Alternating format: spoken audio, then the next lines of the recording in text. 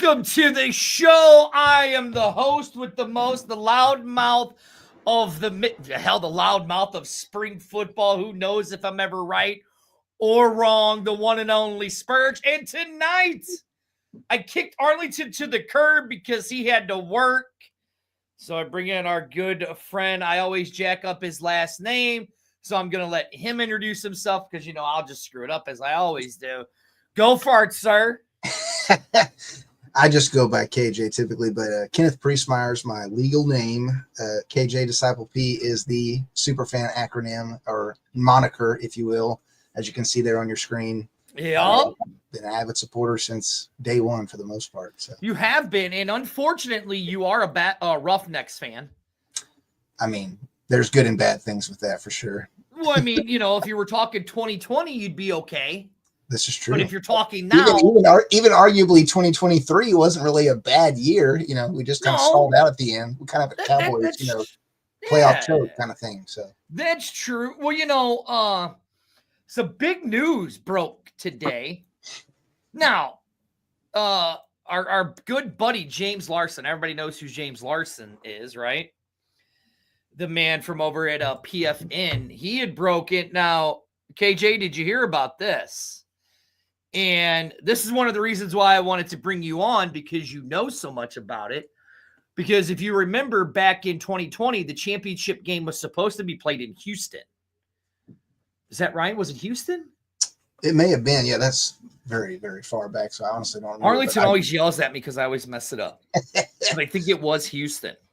That would have been a dream come true. So, and there's still time. It's like the future. Right, exactly. So so then we fast forward after COVID, we do the championship game. It's in San Antonio, which they had about 22,000.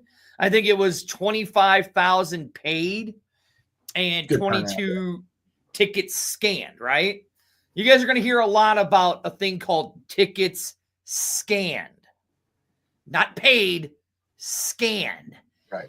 And then you got a lot of no-shows out there in the sporting world, so to speak. Well, we're going to get to that one, KJ. Just hold on. We're going to get to that one because I have a very big bone to pick with a lot of people on that one. And then, if I'm not mistaken, I think it was the USFL Championship. They did theirs in Canton, a completely neutral site, right, for the USFL. And what was that, 2021? Two, right? I think, because they did 2 and 3, basically, 2022 and 2023. Right.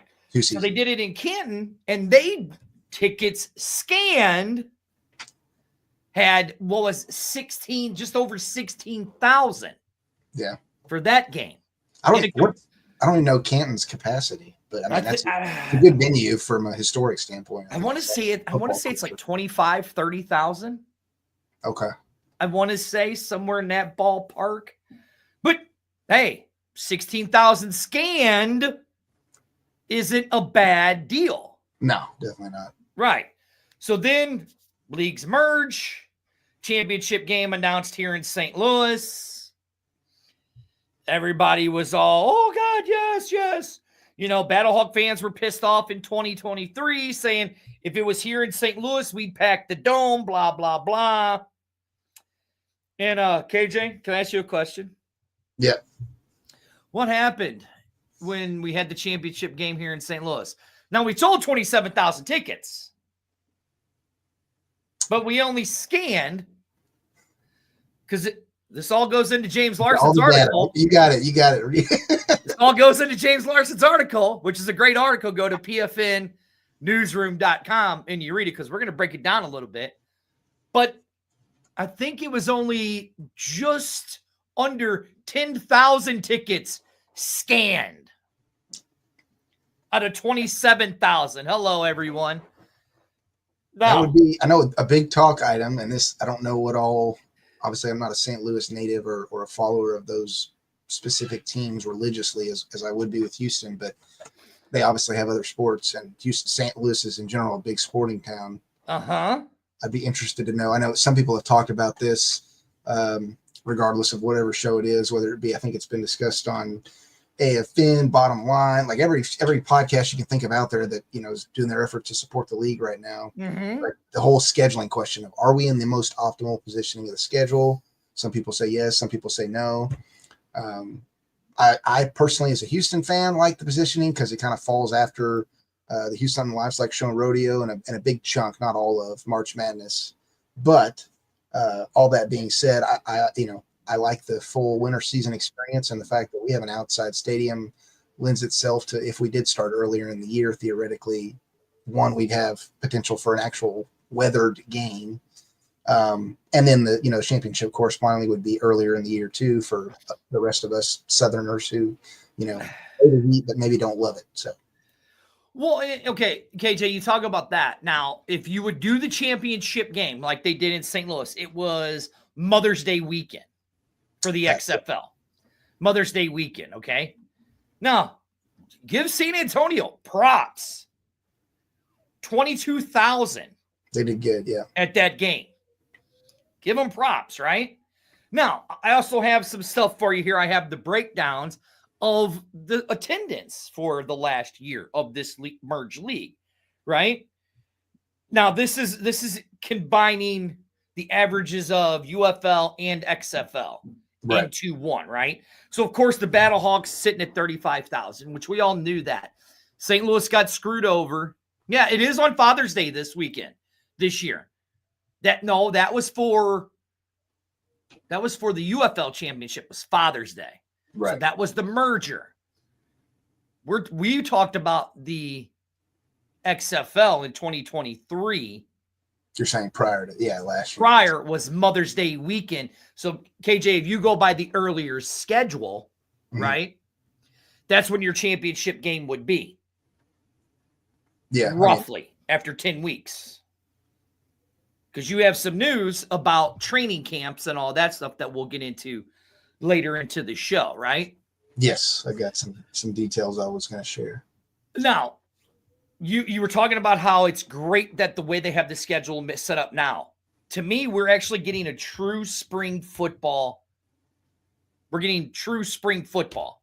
Yeah, I mean, there's no real argument for that, I think, from the standpoint of just positioning on the calendar. Like, based on the way we fall, starting in the end of March, you couldn't be more dictionary definition to the term spring football league. Obviously, we do trickle into the kind of beginning onset of the summer, but I mean, we're not starting in April per se, or May. Like, I think, is it the CFL? I want to say starts in May and runs all the way through October. Obviously, they have much better climate than most of us here in the States, but respectfully, it's a different positioning in the calendar year. So yeah, it's one of those things that I think there's credibility to debate on either side of the argument on where we fall with the start and end date and general positioning of the league schedule.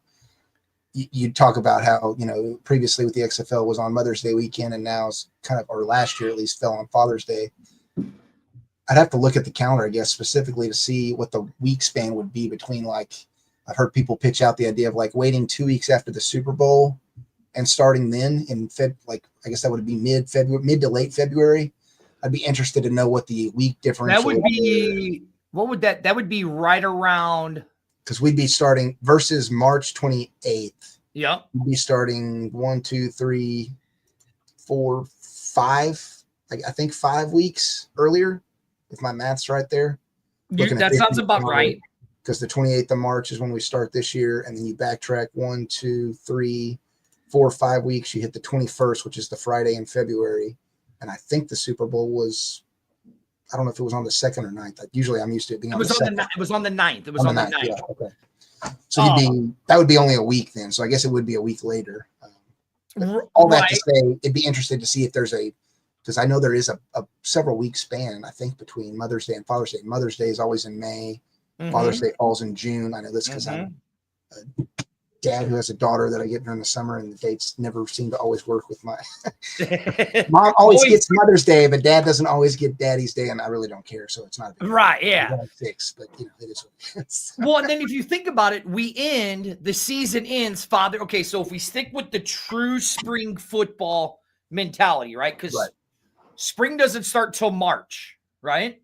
Doesn't start until March. And again, like you said, in St. Louis, if we'd be playing right now, we'd have been sitting in 3 inches of snow, tailgating.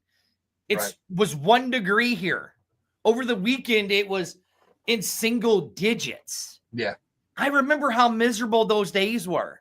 And is it really, KJ, let me ask you, if you're a fan, is it really worth sitting there and tailgating in the blistering cold for 3, 4, 5 hours before you have to go into a city?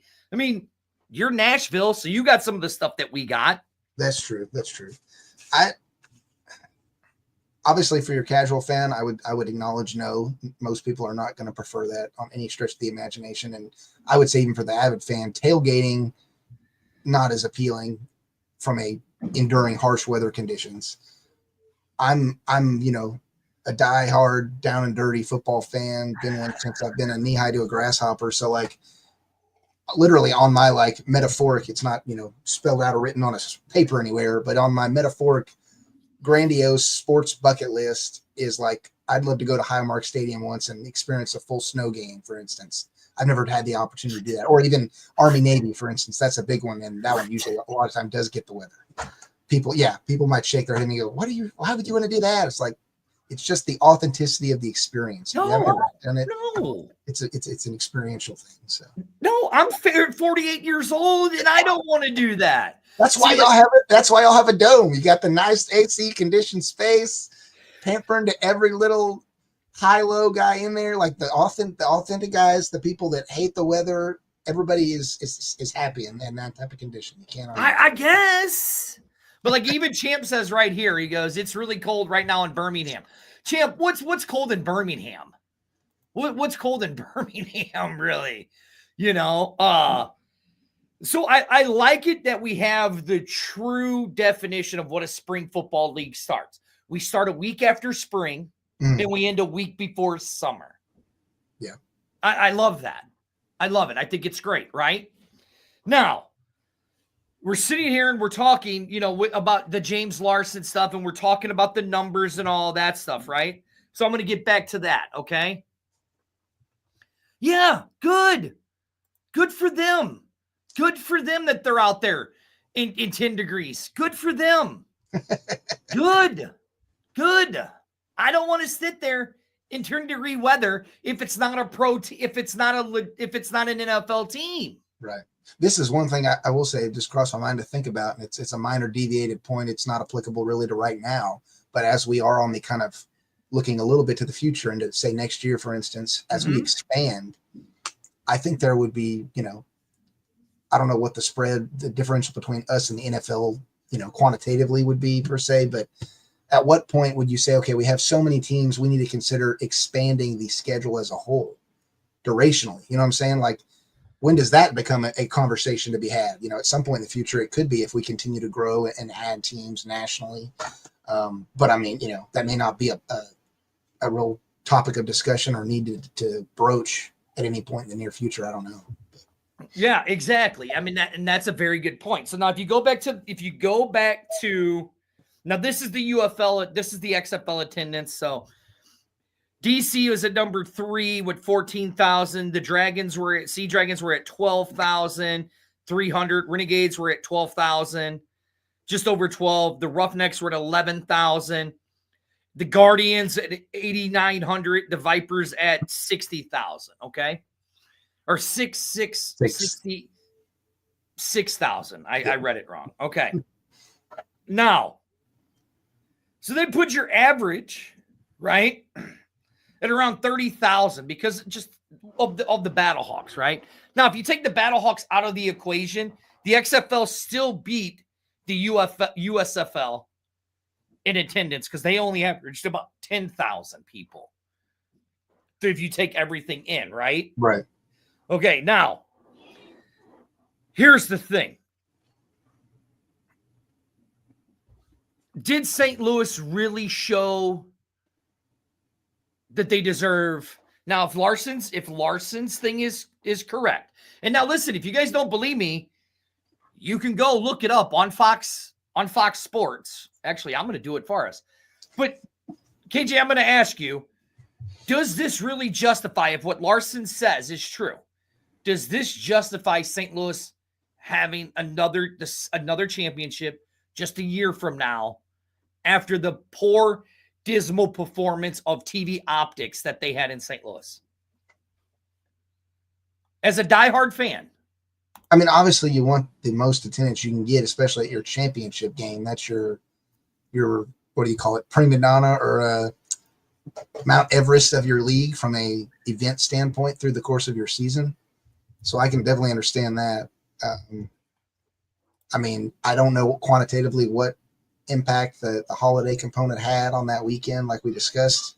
I would say that had some influence, had to have, but you can't use that as a broad stroke excuse for the entirety of what transpired last year. I don't think so. I agree with you on that one. Personally, the fan in me, and this was because I think back in, I want to say the summer last year, or maybe in fall, I forget when it was started. It kind of was a trickle little topic or viral discussion point at some point last year when DC was, I think, the first place broached or pitched as the potential resting place for the championship this year. That was before I think a lot of, procedural and organizational things had developed over the recent past months. But that was I think the first one I had heard about. And I was excited for that personally, because I've been to DC before. I haven't been to Audi Field. And so I thought it'd be a cool experience to go up there for that. And obviously, even in the summer, DC's, it may be hot, but you're pretty far north. I don't think you're going to get your, crazy humidity of the South or anything nuts like that. Right. And I mean, to your point with respect to attendance, it's like even with, I think, some of the expansion teams they're looking at now, it's like, it's a double-edged sword when it comes to the venue selections for these teams, because you obviously want to go big to an extent so that you can have a big, grandiose crowd. It looks better on television. But on the flip side, the other side of that sword, if you pick a venue that's quote unquote too big for the city, shoes too big for the feet to fill, so to speak, then it can bite you in the rear because, we had that problem all the way back as the season ticket holder for the Memphis Express and the AAF. And I want to say we probably had, if not the worst, one of the lowest attendance groups in that league. I mean, the environment was still fun for the games, but you could sense the kind of, we're in the Liberty Bowl, housing 40,000 plus, and we can't even hit 10K a game. So, it's just, yeah. Now, Larson in his article and his tweet, right, says, news, St. Louis is expected to host the 2025 UFL Championship per sources. Now, again, KJ, I'm going to ask you, how many times in the years of spring football, right, have you known James Larson to be wrong? Not many. Not many, right. Now, he says, with the scheduling conflicts, and you guys can go look it up, DC is having, what is it? The FIFA, I think, is it the FIFA Club World Cup thing? World Cup, I want to say to some extent, which right. World Cup, I guess I get. If it was just a soccer game, I don't think that would be a reason, because DC, the Defenders, played multiple games. I looked at this earlier this last year, looking back at their schedule from 2024, and they literally played, I think, one or two Sunday games when the soccer team played the day before. So or the 2 days before. So because they needed 36 hours. Right. 36 hours for the paint to dry. But you're right. And then, in San Antonio, you have the Shakira concert. You have Shakira. I don't know about that. It's there. You can go look it up. And then in Birmingham, I mean, you're a three-time defending champ. And listen, as much as Skip Holtz has done for that team and how well that the Birmingham Stallions have carried spring football through all of this, I mean, you can barely get 5,000 people in the stadium. I don't know if they were that low, were they? I think they were.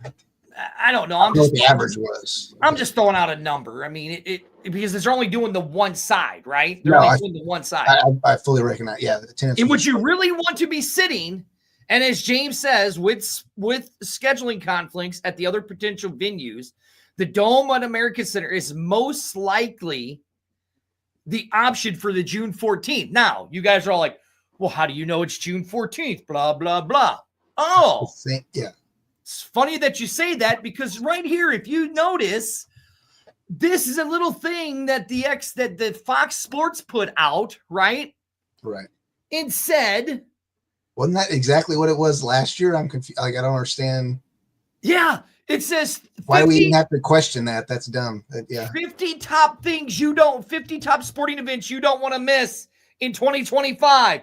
And right there, UFL Championship, June 14th. One of the top 10. Let's go, baby. June 14th. It's right there. It tells you. Fox gave it to you. I don't think the date's in question. Anybody questioning the date is clearly not up to speed on stuff that's occurred over the last year. Right. So it literally tells you when it's going to be. So, like, why would you question it? Why would you question the kid? You know, and then he says this would be the second year that the Dome has hosted the championship. It wasn't the original plan. Now, I'm gonna throw out a little bit of nuggets that I do know, right? We've been talking about expansion for all of this time, right? Okay.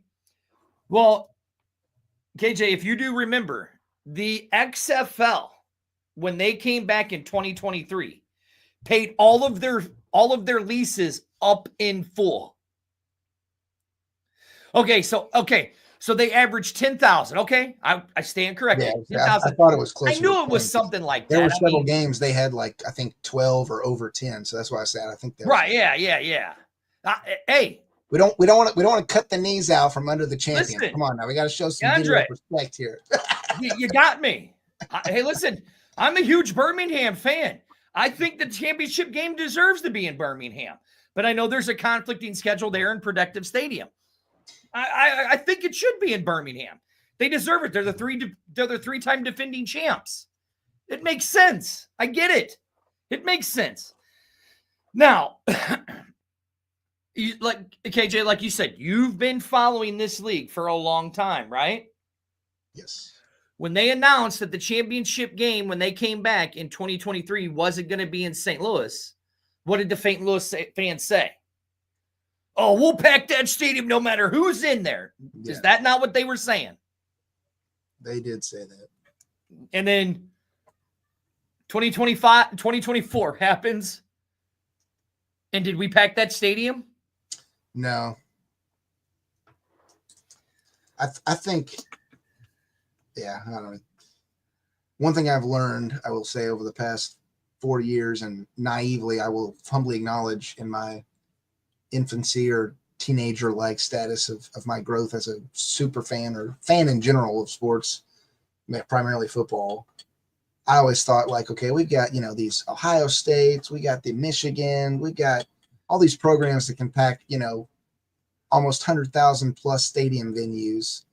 Clearly it's a like marketing culture thing. It's not a problem of like, and while some of that is true, I think the greatest epiphany I've learned, and this is still an approximated number, but I would say from my experience, the real, like authentic, like do or die, like outside of my, grandmommy dying and having to go to her funeral or something, I'll make it to every single game I can, dedication.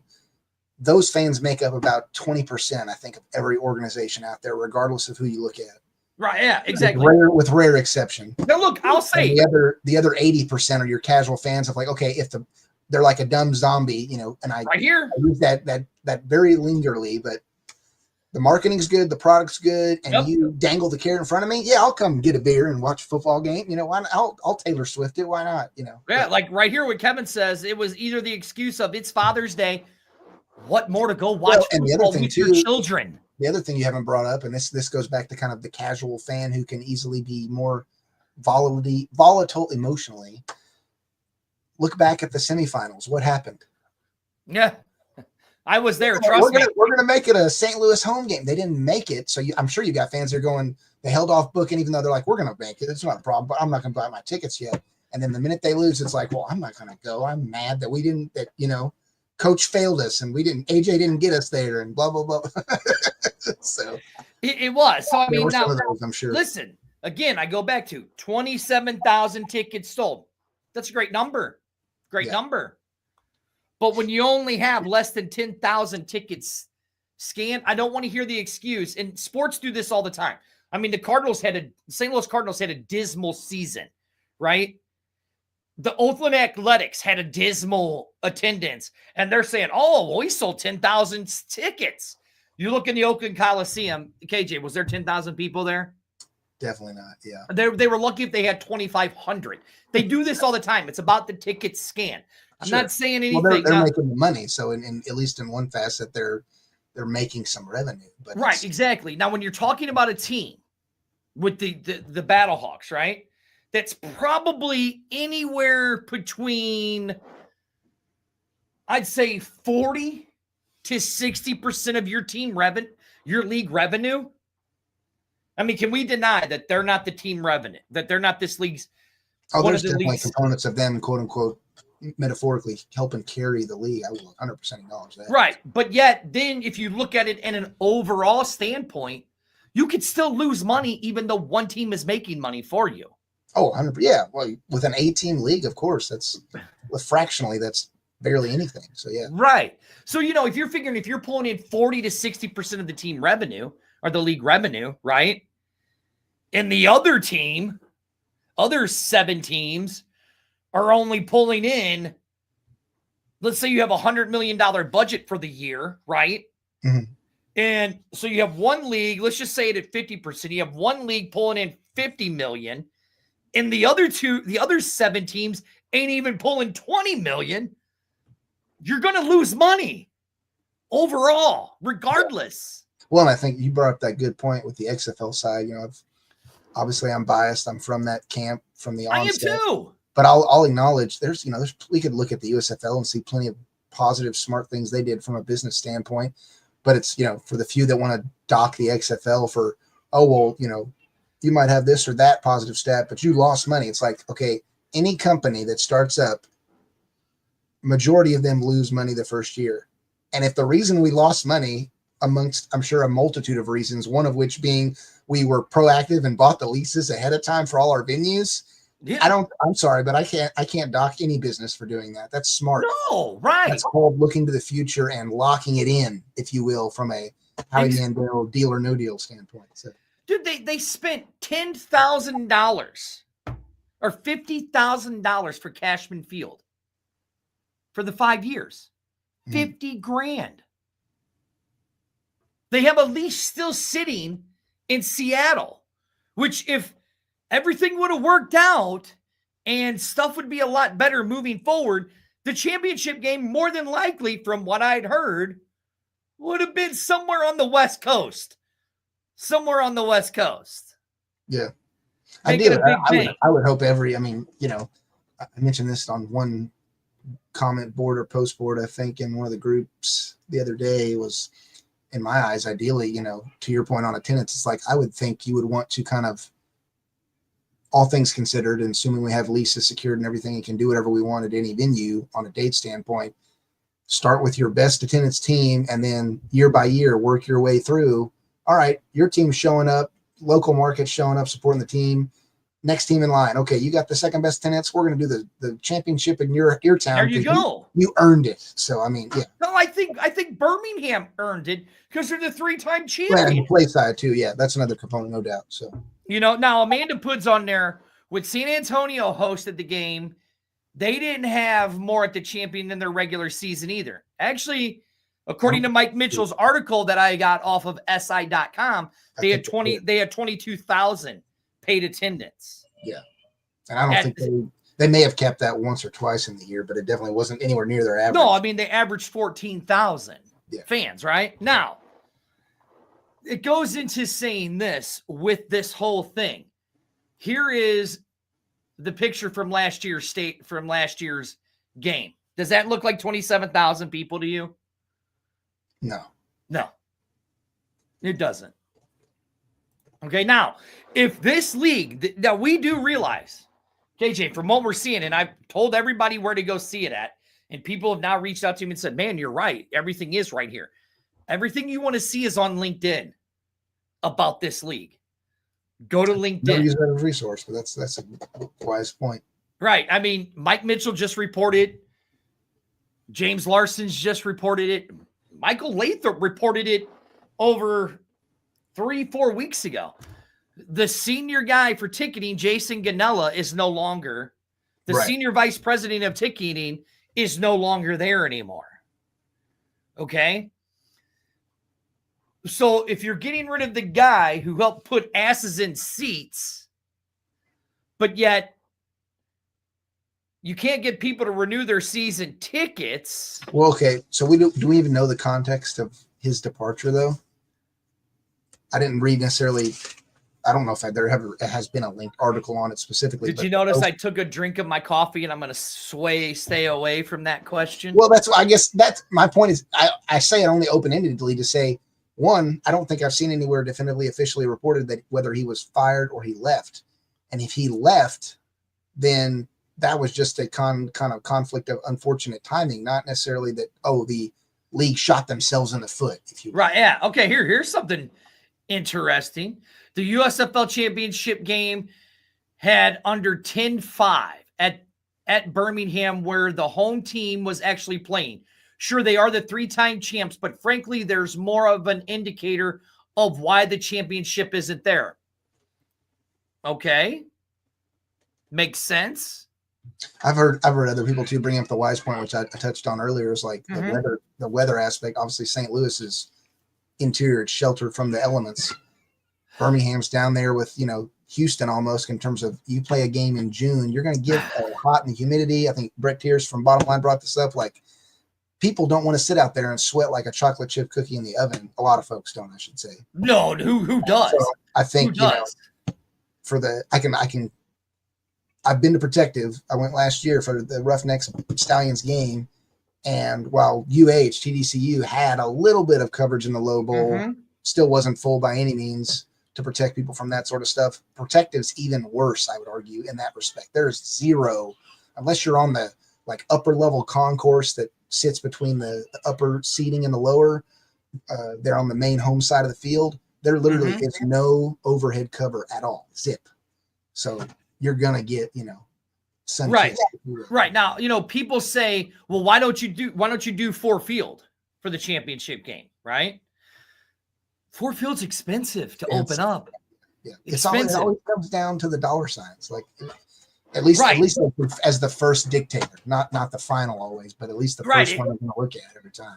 Exactly. And then Memphis, God love Memphis, but their stadium's still going to be under construction. Oh yeah, it'd be an eyesore. I agree 100%. And I think even the Liberty Bowl, even the Showboat fans would acknowledge that. They're excited about the future. I've heard plenty of them say, like, yeah, in a couple of years, or next year or whatever, give us the. I'm like, let's do it, because I've seen the residual drawings for the Tigers renovated home side. That thing looks sick as heck, man. It looks awesome. It does. It looks very, very nice. So I mean, if you look at every single option there is, the only option makes sense that it is in St. Louis. Yeah. Now, the question is as Racina, because we're going to talk about it, because you just brought it up before we went on the show, was the ticket things of single game tickets and the schedules and all that stuff, right? This is, in my opinion, now, KJ, you tell me if I'm wrong. In my opinion, this is the make or break year for the UFL. This is the make or break year. Depending on how they're going to go in 2026. Because if you think about what's getting ready to happen in 2026, you're having the world's largest sports competition coming to North America. I think that's World where Cup. It I'm sure more people will say this than just myself, but I'll make every effort to say it in every show and broadcast I'm a part of. The onus is on us, the fans. And I don't say that to excuse, any form of nitpicking and organizational lacking, operation things that you could probably point out and say, well, they could have done this. They could have, should have, would have, that we're wasting time griping and bitching, excuse my French, over that sort of stuff. Well, it's the late show, so we're good. Well, if you're a fan and you want this league to succeed, the onus is on you to do everything you can in your power to bolster the brand name, bolster the image, bolster the awareness locally and nationally. And so I would say that, in that respect, we've got to do our part to spread the word and essentially be the second hand or second arm extension of the UFL's advertisement. And, well, and you got to look at it too. So right. You got to look at it. You talk to somebody and they were like, oh, I don't know what the UFL is. Oh, well, it's the football league here in your city. Right. Tickets are affordable, right? Yeah. I mean, so you're stupid if you could tell at least 5 people a day. Oh my gosh, yeah. And you can get at least 1 to 2 of those people to go buy a single game ticket. Right. And I will say this point, the thing I've learned from, marketing standpoint and stuff too, I'm not obviously an entrepreneur, but I've been around the block and worked with enough different companies to understand the basic interminglings of how a lot of this stuff works, and sometimes how the marketplace is truly willfully ignorant about things. It's not as simple, to your point, as, well, hey, yeah, the UFL exists, this league, this abstract thing. No, it's like, here's my phone. Let me pull up YouTube and show you a highlight clip of the gameplay. Like, and I say that in the sense that, like, even with regards to ticket sales, it's something I'm looking at doing. I haven't really finalized it just yet, but to guys be a bit of a leaker, like, my plan is to, and this I'll probably do of my own fruition, but I'm going to try to create QR codes for each of the teams. We've got those graphics they've posted, from earlier on this year when the schedule was released for each team. You see how easy you could take that, slap a QR code on it, make it a flyer, and post it all around your city. You don't tell me right there that's going to bolster attendance,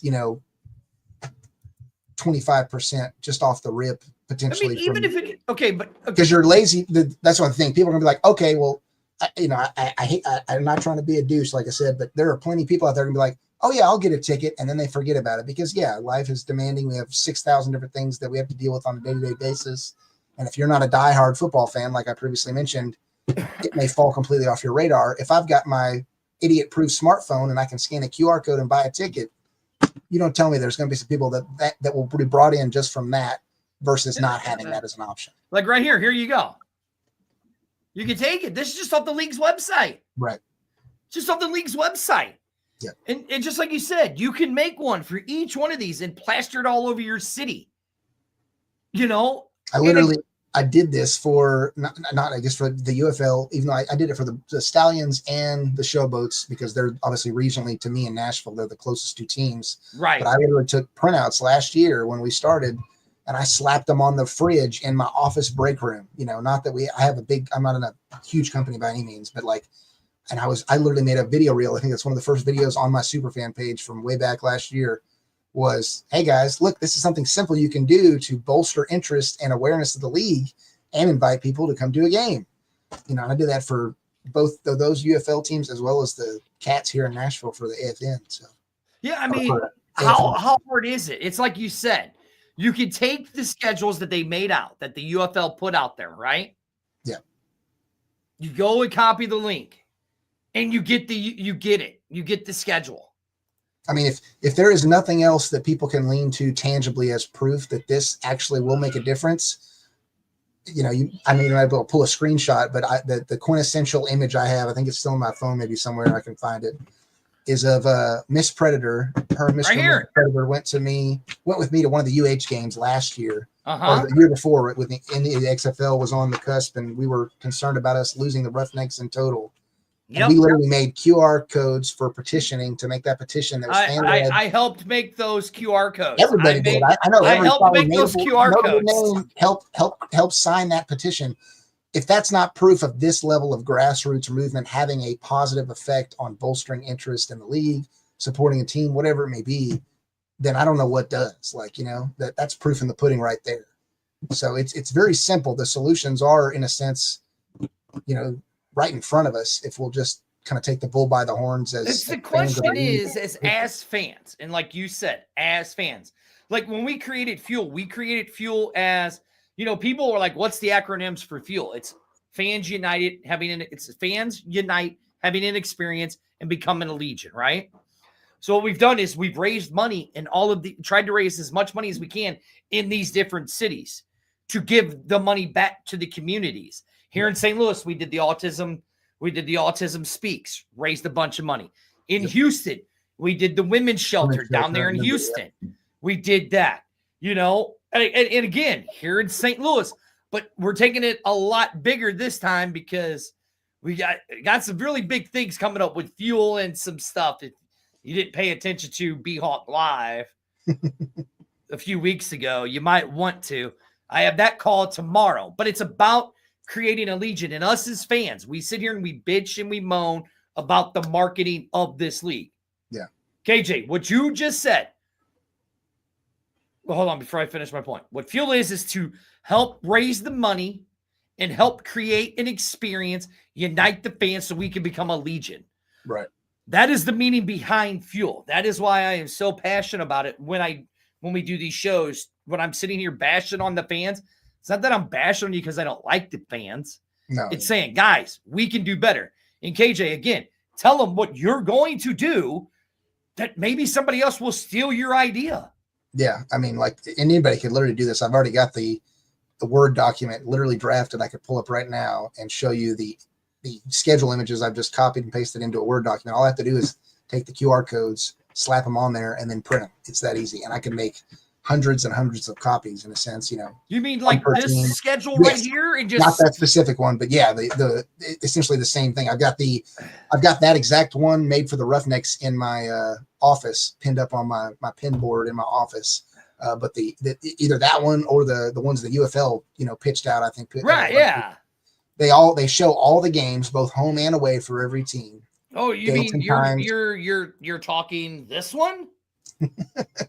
Yeah, show the nice, pretty. I noted the Roughnecks one that I found there online of that previous format you just showed. It actually had our first opening game wrong. It showed it on Saturday. Right, yeah. Even though the date was right, but it's actually Friday. Are you talking about this one that the UFL put out?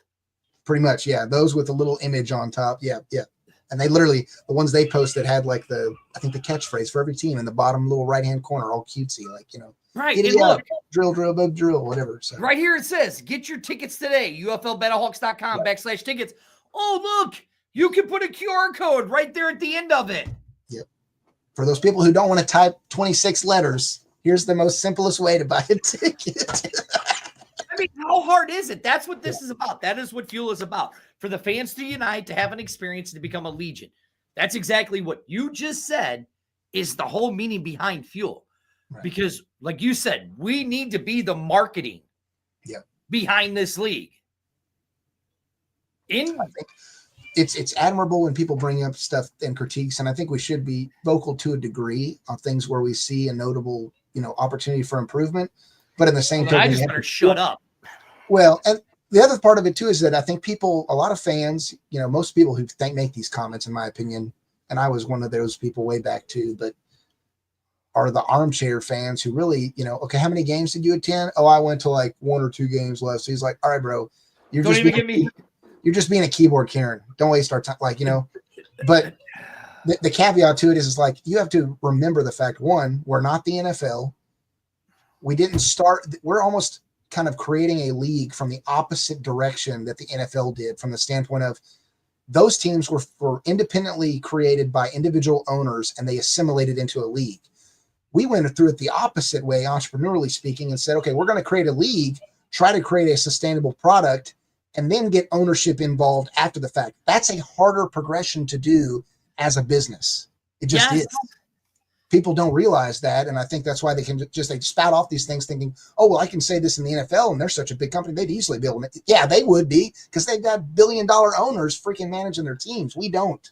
So let me ask you this. You just talked about how you would talk to fans who are like, oh, I went to a couple games. Oh, okay, cool. Yeah. But tell me how irritated you would get to the fans that you would see every single week in the stands. Okay? And they'd be like, I don't understand why they can't stop this guy. Well, I don't understand why they can't do this. And I'd go, do you watch these other games? Well, no, why would I do that? I only watch my team. Oh. That's why you don't know that Abram Smith just gutted the St. Louis Battlehawks for 210 yards because you don't watch DC. You only watch Battlehawk games. I wouldn't necessarily critique anybody in game for being frustrated. That's understandable. I think if any people can empathize with that, it's us lowly Roughnecks fans from last year. But it was when they would say, well, I only watch my team. Right. I watch the other teams. That's just confirmation that they're part of that 80 percentile I mentioned previously, not the 20 percentile. Yes, like right here, Kevin said that was a brutal game. It might have been one of the most brutal games I've ever watched in spring football history when Abram Smith just rushed us for, I don't know, that Ben DiNucci game was a pretty rough game too. As the young kids say, no cap, I am truly excited to see Abram come back. And I'm not even a Defenders fan. but I was sad when he got injured. I was too. Preseason. So I mean, it will be exciting to see him come back, and hopefully he can, if he can replicate the production. I mean, you talk about. I was worried initially a couple weeks ago before they signed on Spencer. What's his name from OSU? Because DC was the last team rocking only 2 QBs in their room, and I was like, what are y'all doing? Get another guy. I get it. Tammy may be the starter, but you need some depth, my people, because if you lose him at any point in the season, y'all are screwed. I'm glad they picked somebody up, but like knowing he's coming back too, on the ground side, like the ground game, that gives you that brings back an element of that diversity that you didn't have to the fullest degree last season. See, I'm in trouble, KJ. Uh-oh, he's back. All right, spit what you got to say before I kick you out of here. Why I got to be kicked out, man? What I do wrong? You didn't do anything wrong, man. Well, I'm surprised you're not going to yell at me. For what? I don't know what you say. I've said a lot of dumb shit tonight, haven't I, KJ? No, but okay. At the end of the day got to end. But at the same time, all these people that's complaining that St. Louis got the championship game, and those I do want to go after that sat there and said, well, I got sources that tell me otherwise because I have sources in the UFL. Wink, wink. Okay, cool. We got some too. And at the end of the day, we know what we know from our sources as well. And so if the expectation is St. Louis going to be the championship game, deal with it, fuckers. Deal with it. Okay. Wow. What foul language from Arlington. We're gonna kick him out because he never uses foul language on this show. That's usually me. I have no idea where that all came from. We're not streaming right on YouTube. You said that right? Because you just got demonetized. If that's right. Yeah, exactly. We just got demonetized. So let's see if we could bring him back. Yeah, that was definitely the derailment. Let's see if he's a little better and not angry. Okay, sir, you're back. Are you okay now? Take 2 Roos for bus, A-Train. 2 Roos for bus. Go buy your tickets. Sorry, folks. It's in St. Louis. Oops. I got that from a certain somebody. Oh, okay. Oops. To rehash the venue atmosphere, and I can say this as unapologetically as anybody, the city of St. Louis, outside of the Arch, in my opinion, is a dome. Don't hate me, is butt ugly. Oh, it is. You're absolutely right. But for all those outside fans coming in, you'll be inside a dome, so you won't even have to aesthetically worry about that eyesore. We should go to Canton. We should go to Canton, Ohio. So then they have a thunderstorm, and then they have to stop. I'm gonna have to mute him. He just won't stop. Relax for a minute. Let KJ finish his point. No, but anyways, like you have a fresh new field that I say XFL. I'm stupid in saying that. The UFL just paid for to replace because that one, old dilapidated one from last season, everybody hated, and there were so many calls for, and I justifiably so, for getting them a new field. And so they have that now. And yeah, I mean, you put in the cost factor, you put in that element that they got a brand new freaking field.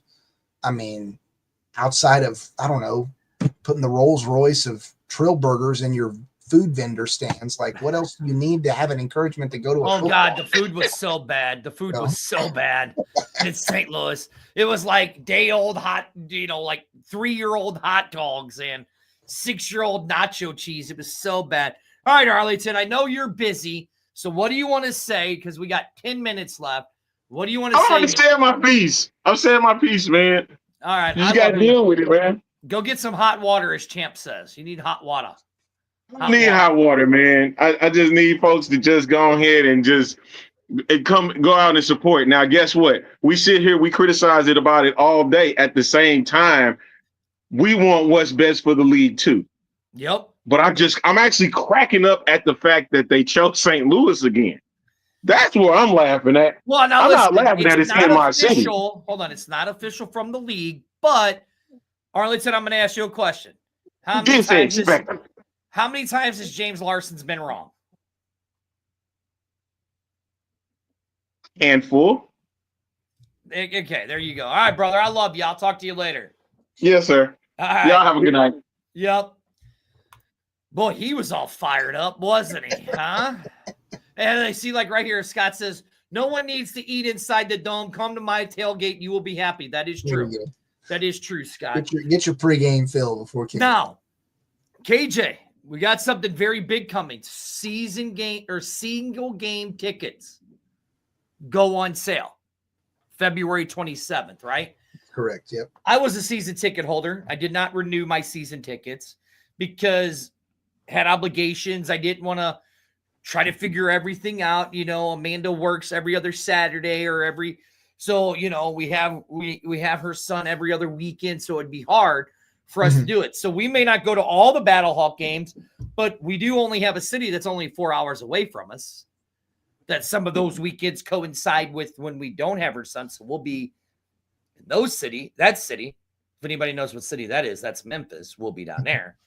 But how important now, did you renew your season tickets? I did. I actually, okay. This was the year I've done the most I've ever done in a season. And I was telling this to a friend of mine just earlier today, the irony of the fact that I was so excited for the schedule to come out, happy that it released in such an early, timely manner, like right after the start of the new year. Like I gave an attaboy to the league for that. The irony is the fact that based on scheduling conflicts, I'm not going to be able to attend probably more than at most 3 games, for sure, maybe only 2 home games this year. But I am replicating kind of the Road Warrior focus, not to the fullest extent of like people like Rig Rockers and Mr. and Mrs. Predator, but I am going to Memphis and Birmingham again because they're, you know, right here in my backyard, to your point, both within a 3-hour drive. Right, yeah, exactly. And I'm checking the box to go to San Antonio for the first time, which I'm really excited about this season. That's a good time. Go meet up with Leo and Jorge and Jason and all those guys right there. Now, so I know to answer your question, I didn't do that. I'm sorry. I got 3. So I have 3 seats in season ticket form for this season. Right. So yeah. Okay. Every week I can invite a friend, a family member, a random Joe off the street. I had 7 for the last 2 years. There you go. Okay. But with scheduling conflicts, I was like, you know, it's just, to me, it's not worth it. I want to do the season. I want to see what season tickets. Not worried about St. Louis. I'm not worried about St. Louis putting in the people in the dome. It's the other cities that I'm worried about. Not worried about St. Louis. I'm worried about the other cities. Mm-hmm. So if I can drive 4 hours to support the Showboats to help possibly keep them there. Right. You're doing that. You're doing your part for sure. I'm doing my part. You know what I'm saying? Because, I mean, let's be honest. We want to sit here and we want to talk about this expansion. But if you really look at it, is it going to be really expansion? Or is it going to be teams being moved? Yeah. So I'm going to do whatever I can to keep teams where they are. And if Houston, Memphis is a 4-hour drive to me.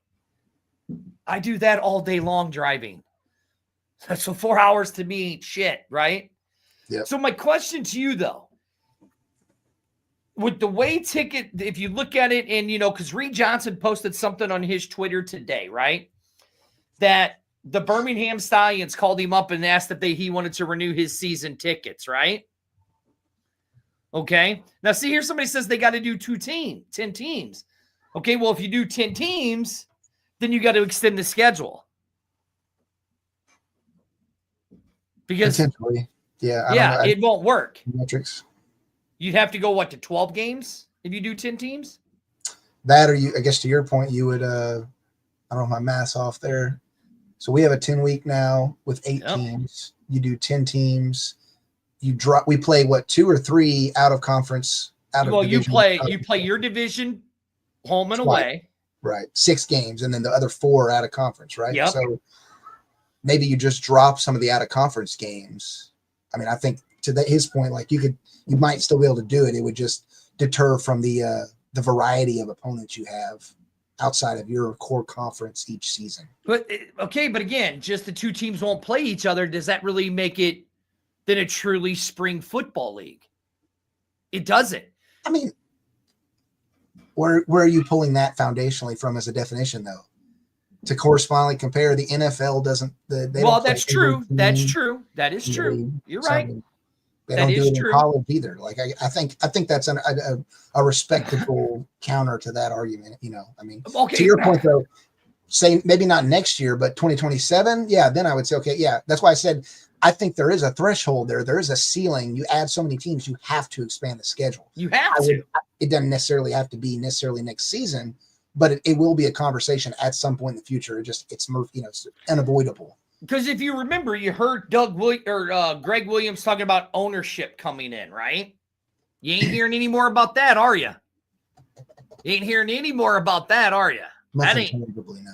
Right, yeah, that ain't nothing. And then you heard Moose saying, regulatory said, we were going to expand, and then regulatory came back, and they said, well, hey, we really can't expand because we don't have the money. If you guys don't believe me, it's all out there. Go to LinkedIn. You can see it. I've been talking about it for months and months and months. So regulatory said, fine, you got to stick to the 8 teams, but we have to expand. Now, to your point, nothing official has been stated on the expansion, and that's probably to the very point of, as you said, this is a make or break year from the financial standpoint, because let's be honest, you add even just one team, but 2 teams for sure can be the bankrupting source for your business if you're not properly positioned, beforehand to bear the storm or right. And again, the financial KJ, I'm going to go back to the analogy we made earlier. $100 million budget, right? You have one team that's pulling in $50 million, right? And then you have another 7 teams that are only pulling in another $25 million. So you still lost $25 million. So how can you justify to expand? Yeah. If you're still losing that money. And like you said, there are a lot of great things that the XFL did. There was a lot of great things the USFL did. I know people bitched and moaned and yelled at me when I said the USFL really doesn't bother me that they're playing in hub cities, because look at their TV ratings. Their TV ratings were phenomenal. Just as good as the XFLs. The only difference is we had butts in the seats. That was it. We lost money. The USFL didn't. They made $7 million. Mm-hmm. XFL lost money. USFL didn't. Why? Right. They had a smaller budget. Okay. Now, you do expand. Let's just say the things that I've heard, Memphis could possibly be moved, and Michigan can be moved out of Ford Field because of the lease is too expensive. Sure. So there's your expansion right there. You move those 2 teams to 2 different cities. There's your expansion. It could happen. I could see your point there. Now, is it a true expansion? No. No. Repositioning, yeah. But the way they would spin it is that's their expansion. It's interesting to think about theoretically. I know of cities when I conceive this that fit the mold. Here he goes. Look, so UFL football says that's not expansion, though. Is it? It's not their traditional sense of expansion, but they could move them to Portland or Columbus. Or how much would you say prior to what would be, I guess, 2020 quasi 2019 was there rumblings or like a lot of preseason bolstering interest from St. Louis fans when they found out they were getting a team? Oh my God! We started a complete. You're looking at it. We started a complete network over it. It was called the XFL STL Talk Show. I say all that to say some of the other cities that have been mentioned, even though I don't think I've heard any rumors of them being quote unquote finalists for next year. Well, you got what's the Durham, North Carolina is one of the finalists. You have Columbus, which we've already known Columbus as being a finalist. Yeah, Ohio's been a long time. Right. You have what's the other one? Portland, who's been as a finalist. Yeah. You know what I'm saying? saying? I've written California off, and I only bring this up to kind of because it's a city that fits the mold, but it's like, can we think of towns that either, to your point, don't have any pro sense of sporting in their repertoire or whatever, or can we find a city that's been burned, quote unquote, and appeal to those forsaken fans? Well, you'd have to go to San Diego then. Right. Or one city that was burnt. And I think Cali's the biggest. Oakland got burnt. Yeah. Right. But if you're talking about a new team to expand to, I'd say San Antonio, or not San Antonio, Salt Lake City. See, the problem there is, which I've heard people bring this up, and it's a understandable critique, is that you look back at the AAF. I think the Stallions there were the weakest team attendance wise. Mm-hmm. So while that could work, you just have to market your butt off to make it right. See, like Scott says right here, Columbus and Canton would be great ideas, especially if you go to Columbus, because you're what? Because remember, that was one of the original things when this merger happened, is they were going to do what, a 12-team league, and they were going to put a team in before they got denied, I guess. Before regulatory told them they could only do 8. They were going to put a team in. It was either going to be Canton or Columbus, and it was going to be the Maulers, the Pittsburgh Maulers, because they had such a good fan base grip there. And if you go into Columbus, you got to figure you're only a few hours from Cincinnati, right? A few hours from Cleveland.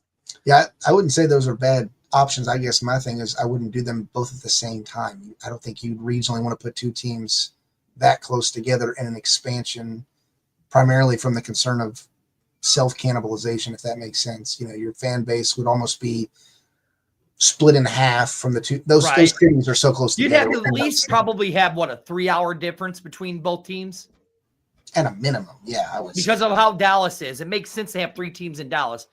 Right. Arlington or Texas. I mean, come on. Well, yeah, it makes Texas with Arlington, Houston, and San Antonio. I mean, that whole Texas triangle thing is great. Right. Like if you ask me, you should redo this entire league, right? And you should take the Texas triangle, which is Arlington, Houston, San Antonio, and put Birmingham with them. Make it the South Division. Make it the South because it's all right there together, basically, right? Yeah. I mean, how far is Houston? How far is it? What? It's a drive. 8-hour drive at most from San Antonio. Oh, to Houston? No, to Birmingham. Oh no, it's way farther than that, my man. You think? Yeah, I know. Well, I'm gonna go. From East Tennessee to Houston, it's 15 and a half hours. I believe from Houston to Nashville, it's 12 and a half. Right. So yeah, it might be between 8 and 10, but it's definitely not 8. Is it that far? Especially from San Antonio. Houston would be on its own. Houston to Birmingham would be 10 plus hours, I think, probably. San Antonio would be 13, basically, or more. So, is it really that far? Texas is big, man. Well, I mean, I believe that, but is it really? I can state this definitively. The first company I worked for out of school, I went to work for a year on a remote job in East Tennessee in Morristown, which is about an hour east of Knoxville.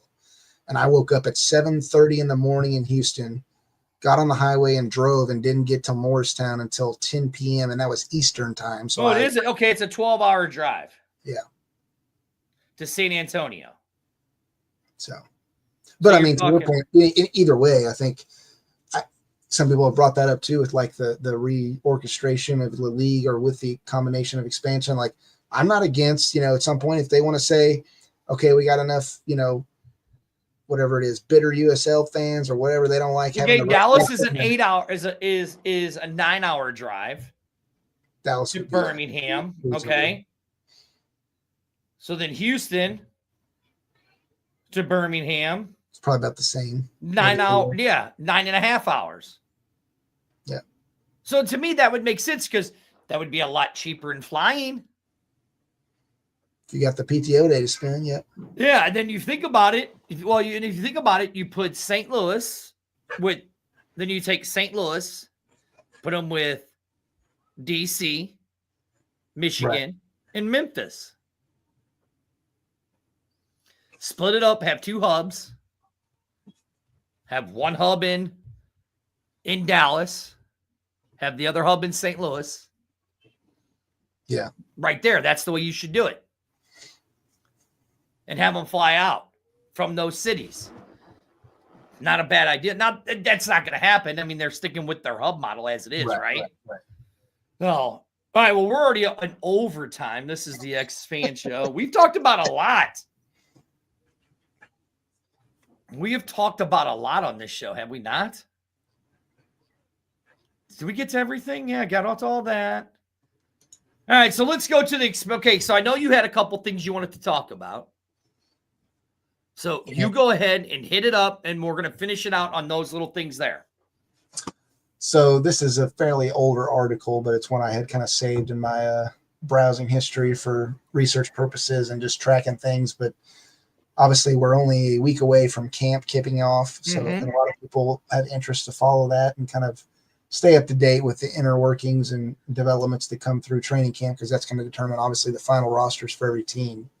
But just per this article, I think it's from PFN. Yep.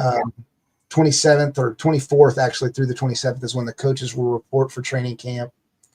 The 27th is actually when the players report, but they go through the onboarding process basically over that weekend, and the actual camp doesn't begin until the 3rd of March. And then from other dates they have shown, on the 8th of March is when they have their first scrimmages and joint practices. So the teams will, take time to play each other basically in a practice scrimmage format. They have another one on the 15th. And then on the 21st is when they do their cut down. So they cut down from 66, I think it is, to 50 players for every team. Yep. And then that end of that week basically is when kickoff hits on Friday, the 28th, first week. So we're talking about, we're in what is this? This is the 20th, right? Mm-hmm. So we're 2 weeks away from camp. We know coaches are going to be going in next week, right? Do they report next week? Yeah. Coaches report next Monday, or not? Maybe I don't think it's Monday. It's maybe Monday, it's in the middle of the week, so it's like Friday, so. Thursday and Friday, and then the players have to report by that following Monday, which is the 3rd. Correct. Now, here we go. Here's where I'm a little perturbed by this, right? Why couldn't we have done this? Give these guys a week or two extra. For camp as a whole, you mean? For camp as a whole. Because think about it. When did we really start seeing good gameplay? Week 3. Right? Yeah. Roughly week 3. So when we started seeing good gameplay and team chemistry and all that gearing up, right? Yeah. Why couldn't we do it? Why couldn't we start camp right after Super Bowl? Or the week after that? President's Day week. Again, is it a money thing? Yeah, I don't know. That's a good question, because, they already have the hub and the official now headquarters they just created. I wouldn't think that would be. Because isn't that where they're all going to be staying at? Is then that 125,000 square foot state of the art facility now? I wouldn't expect there to be a large, if there is any added cost for that, if they were to do it. But it's what's the, I guess for comparative sake, is the NFL's like 2 months long, or am I misquoting that? Was it OTAs that's in the fall? OTAs are in the fall. I don't remember the duration on those, but training camp starts July, and then July to August, and then preseason. So they only do a month too. There's probably some credit to your point. Maybe they add a week or two, but I don't know. But these guys are getting paid year round from this league, from the NFL, unlike the UFL. Touché. Right? Okay. Right. Now, what they're paying the people for the UFL isn't terrible money. You're talking about $55,000 for 20 weeks worth of work. You wouldn't do it if you wanted to keep your dream alive? Yeah. I would, right? So I'm trying to find the article you were talking about with their new state of the. I did present. I could share my screen, brother. Let me see if I can pull it over. Because I know they did the video, right? Yeah. Let's see. Share screen. Oh, here it is. I got it right here. So this was on the 29th you were talking about, right? Right. So, okay. So on the 29th, they talked about it at the Ballpark Center in Arlington. That they had the mayor there. So the new headquarters will encompass multiple facilities in central Arlington, which will serve as the football hub for all 8 teams. So now, we've cut out all the hotels that we were paying for before, right? Because remember, last year we paid for hotels. I got you. This year they're not. Because training camp, like you said, begins in March and continues through practices during the 10-week and 2-week postseason. This 126,000 square foot facility will host over 600 players, coaches, staff, gathering to meet, train, and practice. So they're all going to be in this one central location. Right. Okay, now we've had plenty of people on, and now that is located at 1401 Nolan Ryan Expressway, Choctaw Stadium, with 3 additional practice locations in the area. Now, so at the center, at this, my bad, 111,000 square foot facility. So over 100,000 is nothing to joke about, right? Yeah, that's a big deal. Now, we've talked to players. They all had the same kind of training. They all had the same kind of medical care, right, as every other team. So there was no advantages or disadvantages. Sure. So this will be the center. They'll have the USFL or the UFL Performance Center, which is the centralized health headquarters for the health and performance of the players. And it's going to have the conditioning training and the sports science experience. It'll have 3 customized weight rooms, and then it will have each team will have their own content studio. I get it. They'll be paying for the hotels on the room, but that's a lot cheaper than paying hotels for in Arlington and and on the road. And they're all going to be sleeping at this place. Right. And living at this place. And so then they have their own warehouse where will be the storage, shipping, and logistics center for the league and all 8 teams. And they will provide an inventory supply to the league, team equipment managers for all practices and game day apparel. Does that really sound like a bad idea? Nope. They're saving money right there. Right. On the hotels in Arlington. Though, just like Amanda says, they'll have to pay for them when they get on the road, which that's going to cut costs down tremendously. Yeah. So I'll say this, as someone who used to live in Dallas, and this is a minor point, but I think it's worth mentioning. Obviously, St. Louis, I would concede, is more geographically centralized to the league as a whole. But as a native Texan, and I'm someone who lived in the Dallas-Fort Worth area growing up, one thing I learned is that not many people know this, but Dallas is the corporate hub for a huge number of businesses. It's a lot of businesses. For whatever reason, it is what it is. Like New York City is kind of, but Dallas, they're the headquarters to like everything from Pizza Hut to freaking, I couldn't even name. KFC. Yeah. KFC now, AT&T. So, from a business standpoint, it actually makes a lot of sense if you discount, okay, they got to fly a couple 100 miles more from here to get to DC versus St. Louis or whatever. There's a reason, and Choctaw was just sitting there right for the picking. So, it kind of was the stars aligning in that sense. Well, and then the majority of the flights, they're doing charter flights. St. Louis is a big hub, so you're not flying out of a small airport by any means. Right. And St. Louis really isn't, you can't really do a whole lot of direct flights out of St. Louis anymore. That's true. Yeah. So it's a layover. So every time you try to fly out of St. Louis, it's a layover. Yeah. It's not a hub for Southwest anymore like it used to be, even though Southwest has its own terminal at Lambert Airport. But it's not a main hub anymore. Dallas is the main hub. Yeah, you've got DFW, and you've got, not that they would use it, I guess, but you got, Love. They have Southwest has their own practical airport in a sense. Right, exactly. So, listen, right there, that's going to save them a lot of money just on hotels and stuff like that. And these guys they'll be able to eat. They're going to be eating there at this facility, all of that stuff. So all these guys are going to get the same kind of nutrition, right, the same kind of training. It ain't like they're going to be going to each one of their different. No, it's all right there in one spot. Right. Again, so I go back to,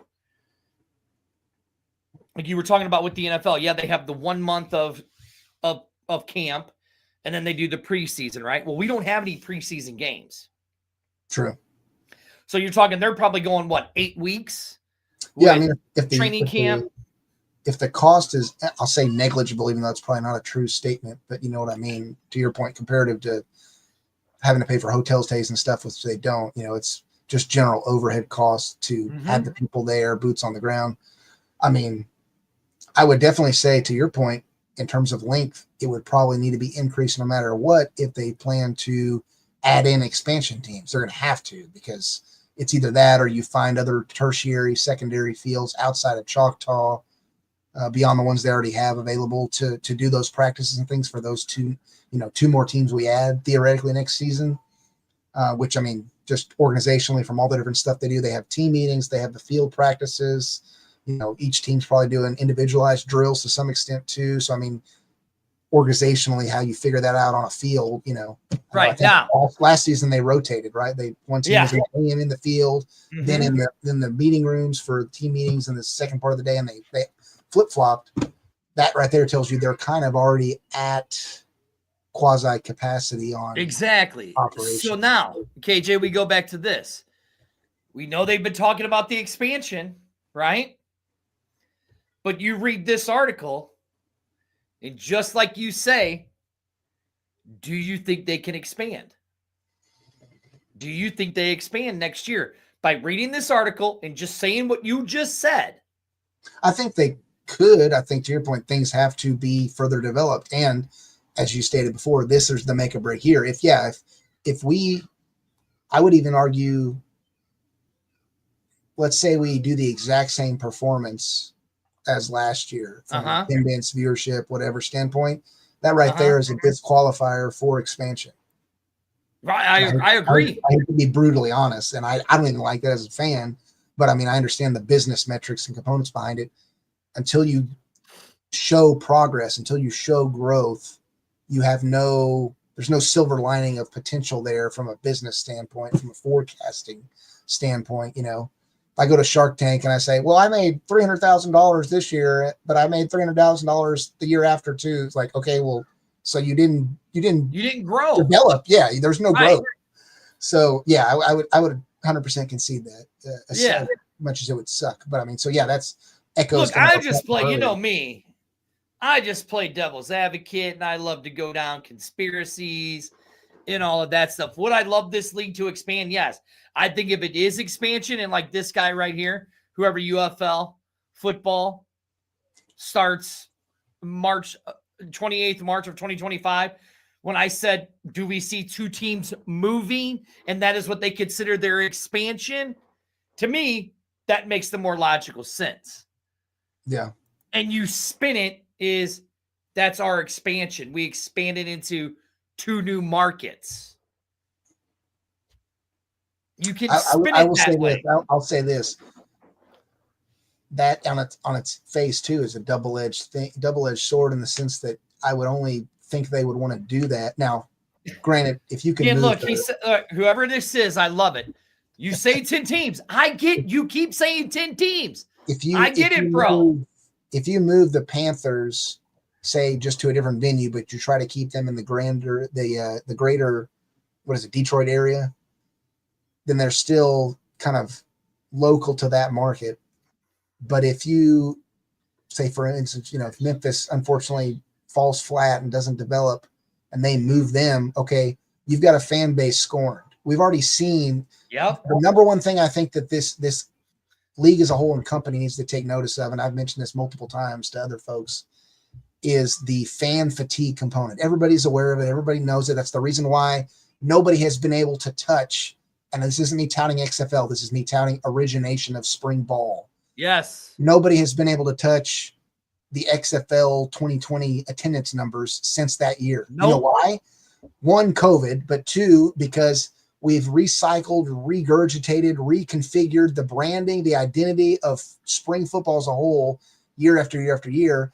People aren't going to invest in something that doesn't dictate any form of stability and longevity. It's just the reality of business in general. Once they can do that, then you can see it will almost have organic, natural growth without even really having to put a lot into it. Look, what they should have done is they should have taken Kurt Hunzinger's playbook from 2020. No, what they should have done is kissed the feet of Oliver Luck and brought him back no matter who is in this organization. I'm sorry, but there's no one who has managed a league better than him. I don't know what falling out him and Vince McMahon had. But Vince McMahon got because he used his cell phone, his work cell phone. I don't, whatever happened with them, I really don't care. No one's going to convince me that Oliver Luck doesn't know how to lead the league because that man was the dude. I mean, yes, he did a great job. And Kurt Hunzinger had a great plan laid out for St. Louis. 100% agree. I mean, you could have taken it could have plugged and played. Boom. You could have plugged and played it. Boom. That's what you could have done, but they didn't. And I get that we wanted to. I get that we want expansion. I do too. I didn't want 8 teams when these two leagues merged. Didn't want 8. I wanted 10 or 12. Everybody 10 or did. 12. Yeah, everybody did. That's what I wanted. But I kept saying, it ain't going to be 10 or 12 teams. It's only going to be 8. And everybody's like, oh, no. You don't know what you're talking about. Right. And it was 8 teams. Was it not? Again, I'm telling you, we keep talking expansion. Yeah. If they do the expansion, it ain't going to be 10 teams. Just go look. We read you the article from the UFL headquarters.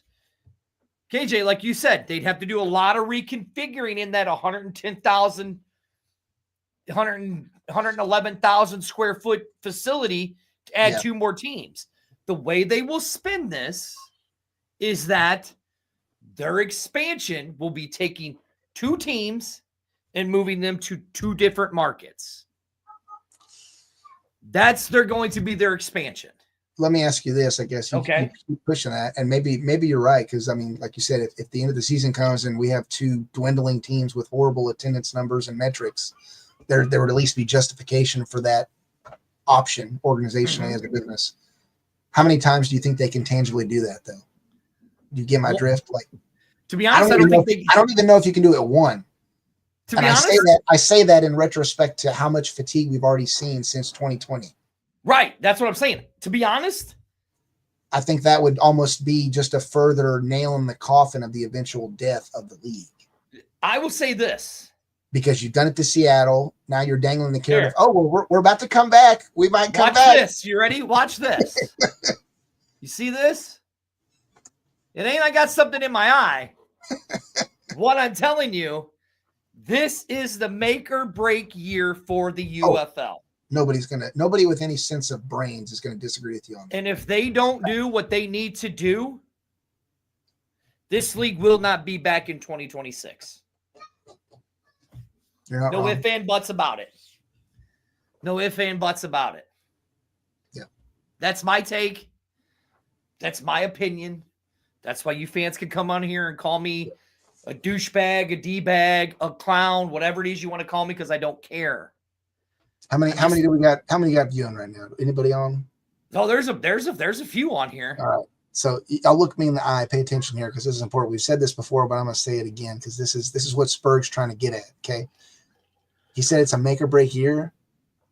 We are a consumer and we are paying money to a business. That is true.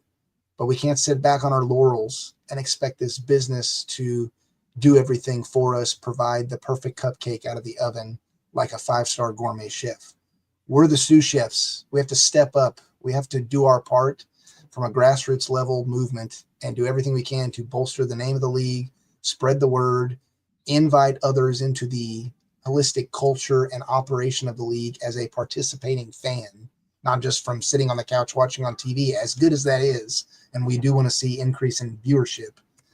We have to get the word out. We have to get people butts in seats, merchandise purchase, et cetera, everything that's going to get added revenue and bolster the business as a whole.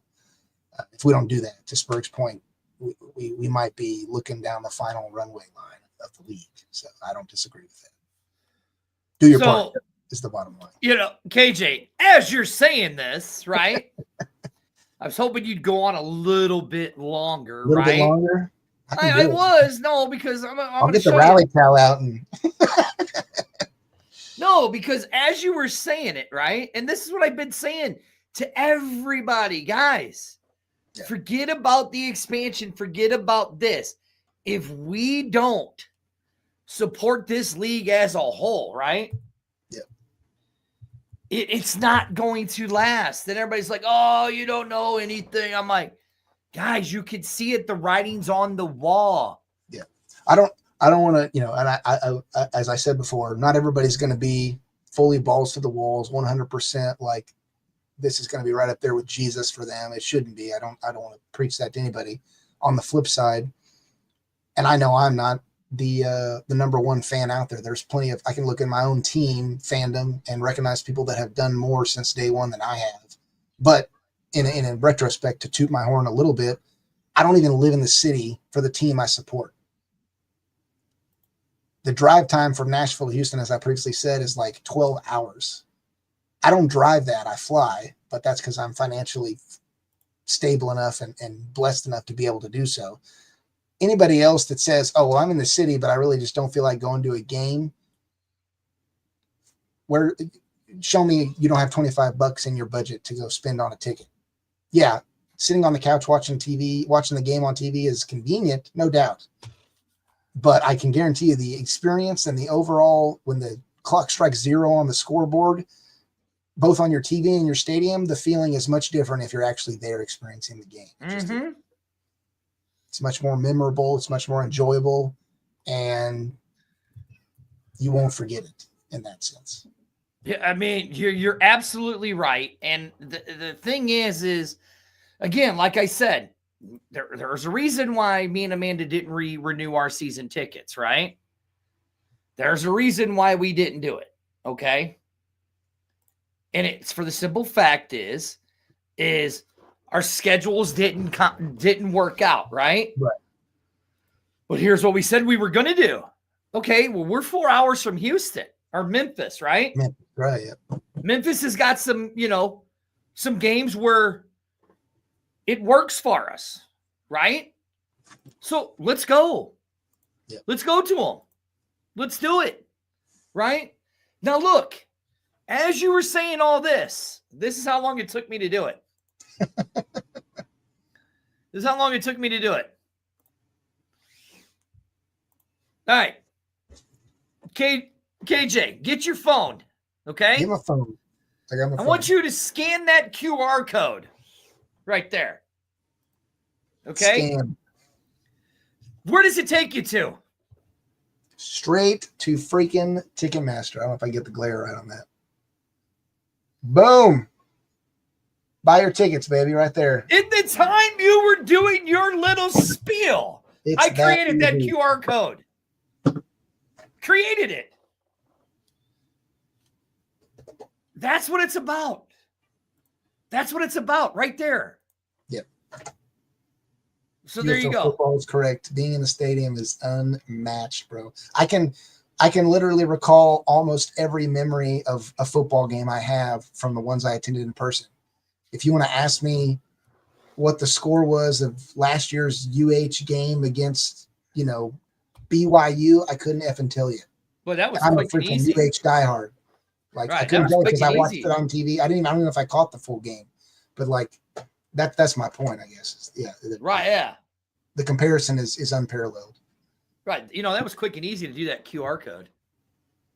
Yeah. If yours was free, you got to send me that, because the ones I was looking at, I was going to have to pay money. And if I can find free ones out there, I'm all for it. That saves me $1 in what? No, bro.